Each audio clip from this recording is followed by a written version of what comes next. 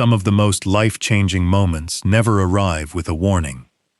They show up disguised as the worst day of your life, and you don't recognize them for what they actually are until years later. Today's story is about a woman who was fired without warning, humiliated in front of her entire team, and who chose forgiveness over bitterness, never imagining where that single choice would eventually lead her. Before we continue, take a moment to like this video and subscribe to the channel. On this channel, we tell honest stories about resilience, forgiveness, and the unexpected doors that open once we let go of what we're owed. This particular story may change the way you look at your own worst day. Her name was Maria Santos. She was 36 years old, and for 9 years she had worked as the office manager at a mid-sized logistics company on the edge of town. She wasn't the flashiest employee. She didn't chase promotions or office politics.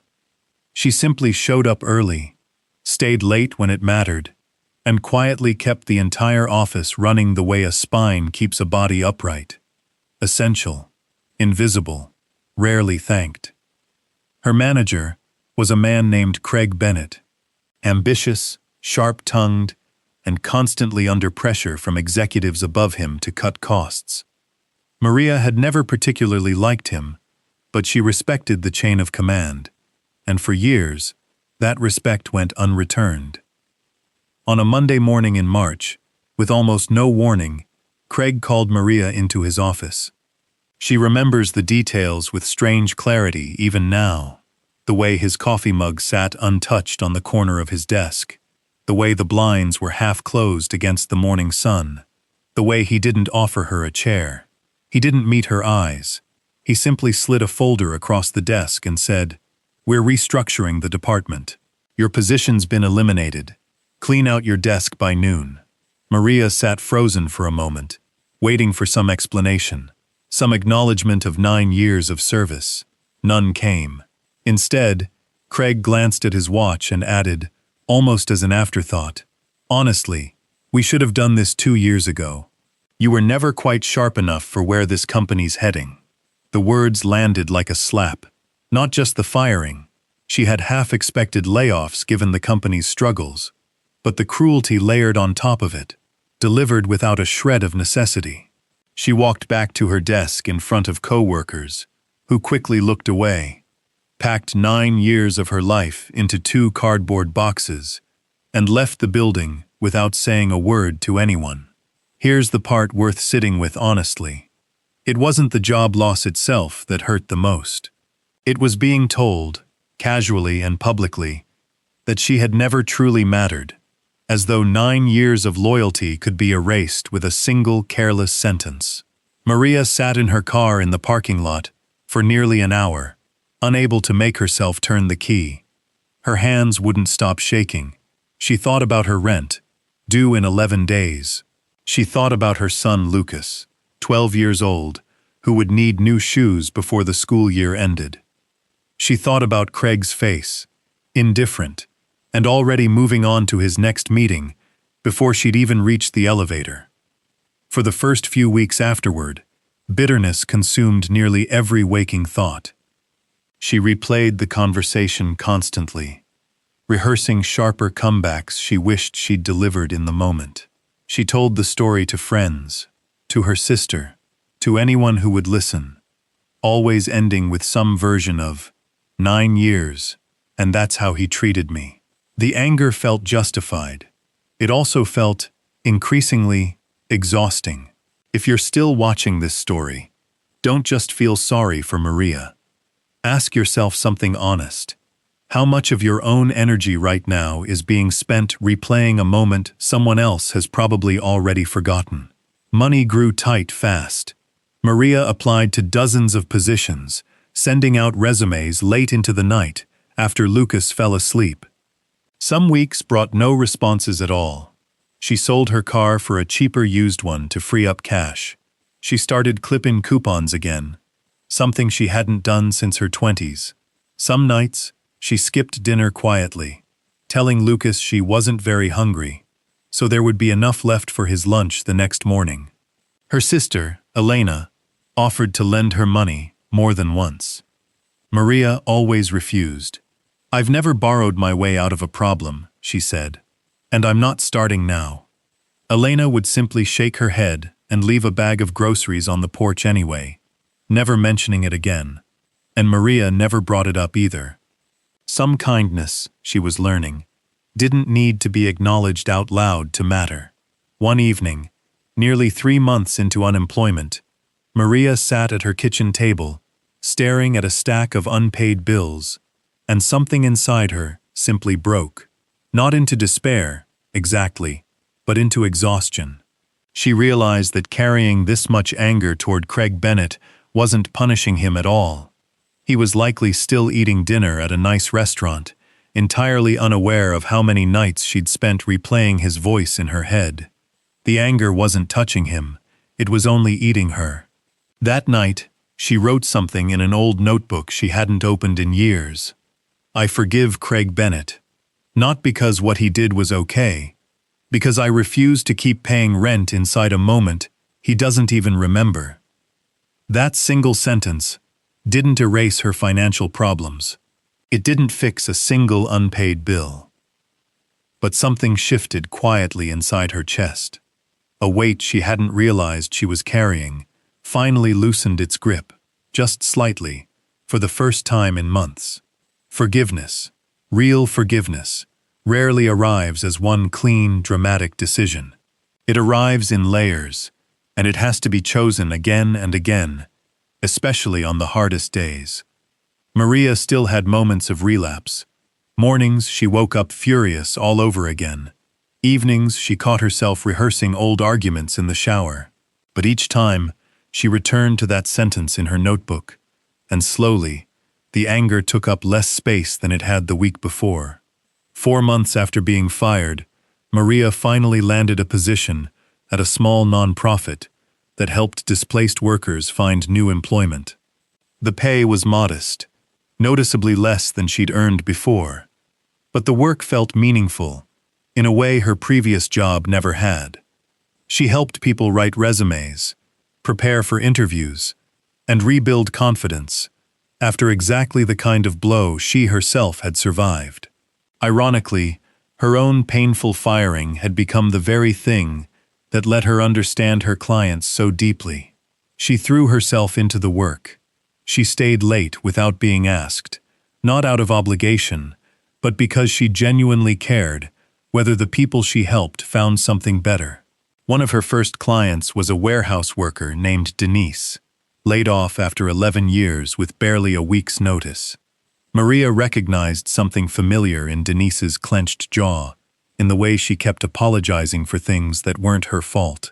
Maria spent an extra hour with her that first session, not on resumes, but simply listening. Denise found a new job within 6 weeks, and she still sent Maria a card every year on the anniversary of her hiring date. Word of Maria's dedication spread quietly through the small nonprofit community. Within a year, she'd been promoted to program coordinator. Within 2 years, she was overseeing partnerships with local businesses across the region, connecting displaced workers with companies looking to hire.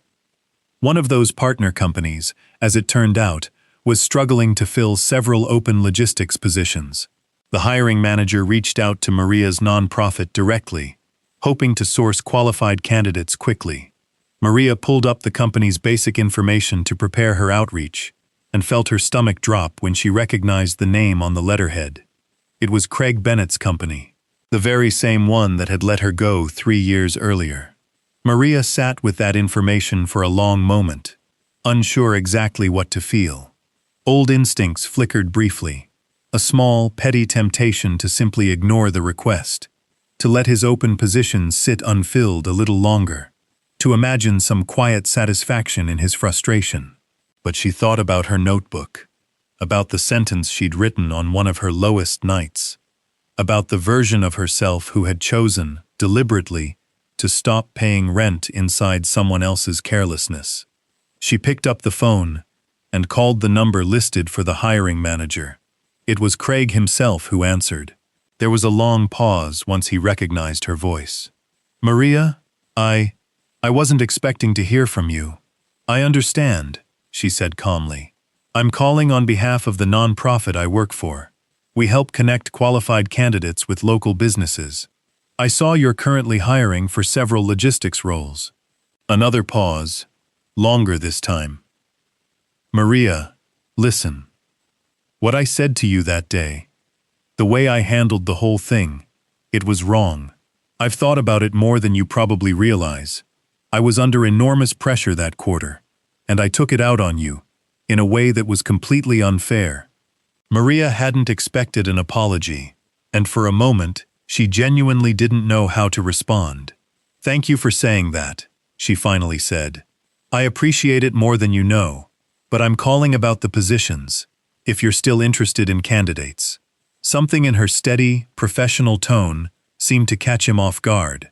Here's the part worth pausing on. Craig had spent 3 years assuming Maria probably despised him, quietly avoiding any mention of her name around the old office. He never expected her to call him with an offer to help his company, especially not after everything he'd said. Over the following weeks, Maria's nonprofit connected his company with 4 strong candidates, all of whom were eventually hired. During one follow-up call to check on how the new hires were settling in, Craig asked, almost hesitantly, "Can I ask you something?